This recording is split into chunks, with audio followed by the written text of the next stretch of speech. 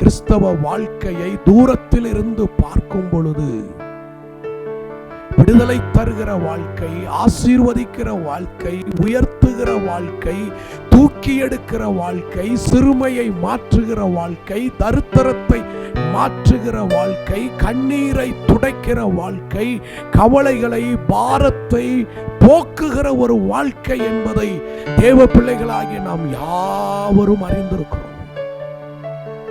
அது கிறிஸ்தவ வாழ்க்கையின் ஒரு பகுதி.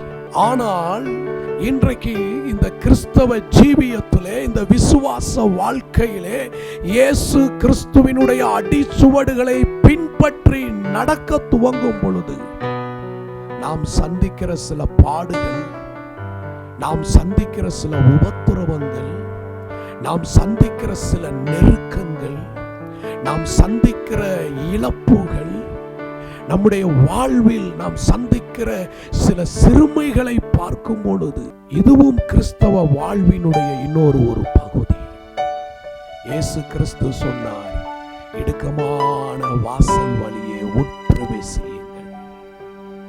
ஜீவனுக்கு போகிற வாசல், நித்தியத்திற்கு போகிற வாசல், அது இடுக்கமான வாசல் என்று சொல்லி ஆண்டவரே சொன்னார்.